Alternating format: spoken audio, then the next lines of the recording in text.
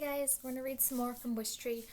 Remember when we left off, we know that somebody wrote the word leave, Leave, into a tree outside of a home that people that are Muslim live in. And there's talk of discrimination, or people not liking them because of where they come from and what they celebrate and who they are. Sometimes people do that because they're scared of people they don't know.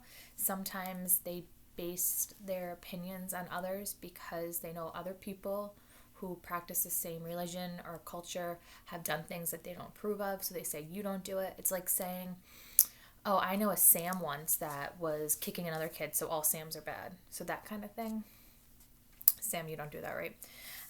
And then we also have the issue that the tree might get cut down, that it's kind of lingering there. And Red's like, I'm not going to get cut down. She said that before, but I don't know.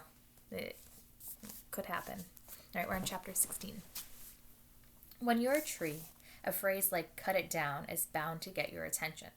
Francesca had hinted at such things before, but always in jest, after a long October afternoon raking my newly shed leaves into crisp hills, or after a particularly messy wishing day, or after stepping on my acorns in bare feet. I felt bad about the walkways. It's an occupational hazard. To stay alive, I need a vast network of roots, and roots can be surprisingly strong.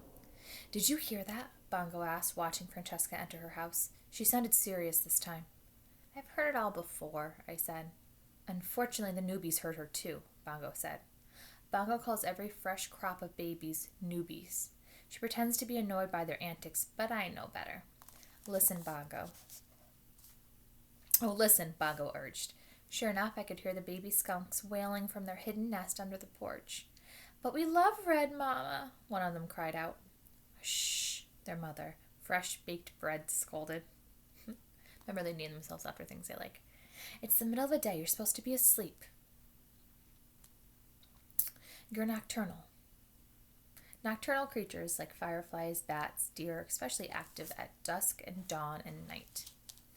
Will Red be all right, Mama? Another baby, whose voice I recognized as Rose Petal, asked. All skunks name themselves after pleasant scents. Kind of funny. I'm not sure if this is because they're a bit defensive about their reputation or if they just have a sly sense of humor. Of course, said her mother. Red is indestructible. Bongo looked at me. See what I mean? Oh dear, I said. By tonight they'll all have heard. The possums, the raccoons, the owls. Little Harold will be beside himself. Harold was the smallest barn-nestling owl and a great warrior. Barn owls give themselves sensible, no-fuss names. I'll talk to everyone, Bongo said. Calm them down, tell them not to worry. I'm sure things will be fine. I've seen a lot in my years. The things I've fretted about that have never come to pass, I could write a book on. I paused. In fact, it could be a book, because, paper's made of trees. Bongo gave a screechy crow laugh. She didn't even scold me for my lame joke. That's when I started to worry. So, do you get that? That Bongo used to be like, oh, that's stupid, don't tell me that joke, blah, blah, blah. But now he's laughing to make Red feel better because he's seriously concerned, and so that's making Red even more concerned. As much as I was concerned about the baby's reaction to Francesca's words, I was more worried about Samar. What would happen when she returned from school and saw the word carved into me? Would she think it was meant for her and for her family, as Francesca and the police seemed to assume? She came home alone. Ahead of her by a few yards was Stephen. A reporter from the neighborhood newspaper was waiting on the sidewalk, interviewing people as they walked by. Word travels fast in our parts, especially when there's yellow police tape involved. Had they seen what had happened? The reporter kept asking. Had they ever made wishes on wishing day? What did they think the word leave meant? The reporter approached Stephen. Did he know why someone would carve leave into the beloved local Wishtree? Stephen stared at the reporter. Then he glanced behind at Samar, sending her the shadow of a sad smile. Without answering the reporter, he headed towards his house. Samar's eyes darted from Stephen to the reporter to me. She ran closer, saw the word, and gasped. She reached a hand towards me, but the police tape put me out of reach. Are you a resident? The reporter asked. Would you like to comment on the incident? Samar didn't say a word. She turned and walked up the sagging steps to the little blue house, her head held high, standing tall, reaching deep. Around 6 that evening, Sandy and Max returned. When the police knocked on the door of the greenhouse, Stephen's parents opened it and answered questions. They shook their heads, they shrugged, then they shut their door and closed the curtains. When the police knocked on the door of the blue house, Samar's parents opened it and answered the questions. They rubbed their eyes, they sighed, then they too shut their door and closed the curtains. As Sandy and Max headed back to their cruiser, Sandy paused beneath me. I wonder if we should make a wish, she said. Maybe it might be our last chance. I'll tell you what I wish for, Max said. I wish I didn't have to investigate things like this. Sandy patted his shoulder. I wouldn't hold my breath on that one. As for me, I spent the evening hours reassuring the parents and offsprings who called me their home. They weren't just worried about where they would have to move, of course. They were worried about me. I was worried about me, too. I didn't want to leave the world I loved so much. I wanted to meet next spring's owl nestlings. I wanted to praise the new maple saplings across the street when it blushed red at sunset. I wanted my roots to journey farther, my branches to reach higher. But that is how it is when you love life. And I could accept that if my time had come, it had come. After a life as fine as mine, who was I to complain? I was worried about the babies, though, about their parents scrambling to find new safe places to line their nests, dig their burrows, hide their winter stashes of acorns. Most of all, I was worried about Samar. I don't know why. Perhaps it was because she reminded me so much of another little girl from another long time ago. A little girl I had managed to shelter successfully. Francesca's great-grandmother. Like I said, we go way back. Long after midnight, Samar came to visit me. She wore a blue robe. Her dark, curly hair was pulled back into a loose ponytail. Her eyes held moonlight in them. She sat at the base of my trunk on her blanket. She didn't look at the carved wood or the splinter of moon or the blue and green houses. She just sat quietly and waited. It always took a while, but it always happened. One by one, the babies ventured out to see her. Harold was first, flapping awkwardly down to the ground. The raccoon babies, you, and you, were next. Raccoon mothers are nervously forgetful, so they don't bother with traditional names. The possums, the skunks, they all came. Samar sat perfectly still, and the babies circled her. Together they sat in the shimmer of moonlight and listened to my leaves rustle. Bongo settled on Samar's shoulder. Hello, she said, in her crow version of Samar's voice. Hello, Samar said, echoing the echo. Bongo squawked and Samar jumped a bit. Even Bongo's quietest caw is a bit on the harsh side. Bongo flew up to my smallest hollow and poked her head inside. Her tail feathers were visible. With something shiny in her beak, she returned to the ground in front of Samar. Gently, she placed a tiny silver keek attached to a long, faded red ribbon in Samar's open hand. It's beautiful, Samar whispered. Thank you. Bongo bent forward, wings spread in a sort of bow. It was, in crow circles, a sign of great affection. I've seen that key before. Bongo had inherited it from his mother. Crows live in extended families, and they pass information across generations. It didn't surprise me that Bongo still had the key, or that she decided to give it to Samar.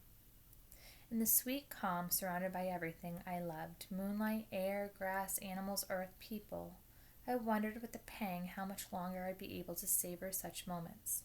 I wondered, too, if I'd done enough for the world. I loved it. It was something I'd asked myself before. But impending death was a way of focusing your attention. Sure, I've provided plenty of shade, made oceans of oxygen for people to breathe, been a home to an endless parade of animals and insects. I'd done my job. A tree is, after all, just a tree.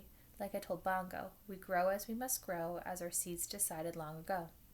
And yet, 216 rings, 864 seasons, and still something was missing. My life had been so safe. Upstairs, a curtain in the greenhouse moved. Behind it, Stephen was just visible watching us. I knew what he was thinking. One of the advantages of being a good listener is that you learn a great deal about how the world works. In Stephen's eyes, in the way he looked at Samar that afternoon, I saw something that I've seen many times before. A wish. After Samar left, I felt restless. Restless is not a useful quality in a tree. We move in tiny bits, cell by cell, roots cinching farther, buds nudged into the sunlight, or we move because someone transplants us to a new location. When you're a red oak, there's no point in feeling frigid. Trees, as I said, are meant to listen, to observe, to endure. And yet, just once before I said goodbye to the world, what would it be like to be something other than passive? To be an actor in the stories unfolding around me, maybe even to make things a little bit better. Pongo, I said softly, are you awake? I am now, she grumbled. I have a question. I'll get back to you first thing in the morning. How does friendship happen? Bongo responded by snoring. I could tell it was a fake snore. Her real snores are so loud they scared the baby possums. I'm serious, I said. Bongo groaned. I don't know, it just happens. But how does it happen? Friends have things in common, Bongo said. And there you go, your answer in 5 words. See you in the AM, pal. I thought about a reply, but what do you and I have in common when you get right down to it? With a loud exhale, Bongo flew to the ground. Okay, I'm thoroughly awake now. Thank you very much. What's this all about? Just an idea. Here's an idea for you. Ideas are a bad idea, said Bongo, especially if someone in this busybody mood. I'm looking at you, Red. Back to my question. Why are we friends? Okay, fine. Let me think for a minute. Bongo walked in a slow circle around my trunk, considering. I love the way birds move, so unlike trees. We bend with the wind, we're graceful and unhurried. Birds, on the other hand, move in flits and twitches, their heads whip from side to side as if they're just hearing astonishing news. Bongo paused. Well, to begin, you're my home, and I'm your tenant. But that's not really a good reason to be friends. I've had residents I wasn't particularly fond of. That squirrel. What was his name? Squinch? The bad one? He had bad breath? It's not important. Oh, I knew it was Squinch. Bongo, I said, please focus. Bongo gazed up at me. We're friends because we're friends, Red. Isn't that enough? Her voice was small and sweet, not her usual get-to-the-point crow tone. You're right. But suppose 2 people needed to be friends. How would you make that happen? Maybe get them together doing something? They yak, share a laugh, voila, friendship. Am I right? I don't like it when you leads to ideas. You can go back to sleep, Bongo. Thanks for talking. You're a good friend. Likewise. Bongo flew up to her nest. Hey, be sure to let me sleep in. Bongo? Now what? One more thing. Why do you think people can be so cruel to each other? It's not like the rest of us are exactly angels. Last night I saw Agnes eat a whole lizard in one bite. Agnes, the barn owl who lived with her nestlings in my highest hollow, flapped her wings in annoyance. Hey, girls gotta eat. And you're a fine one to talk, Bongo. Is there anything crows won't eat? My point, Bongo continued, is that the world's a tough place. Doesn't matter if you're a bunny or a lizard or a kid. With that, Bongo started snoring. For real this time. But I was still wide awake. Ma, what's the horrible noise? Came the startled voice of a baby possum. That's just Bongo sleeping, her mother replied. Bongo had been right. I was hatching an idea. She always said I was a busybody, not to mention an optimistic. Optimistic busybody. Well, there are worse things to be. Trees are the strong, silent type. Unless we're not. Won't that? Like, I'm thinking that the plan's going to be something based on making them friends. Because Steven seems to have some kind of empathy for her, but he's not speaking up. He's being passive with it. So I'm wondering if Fred's going to try to put them together. Because everyone needs a buddy, especially during tough times like this. But I don't know how. Like, how does a tree do that? Alright, I'm going to read some more, but I'm going to stop this video here. And you will read more with me next time. Bye.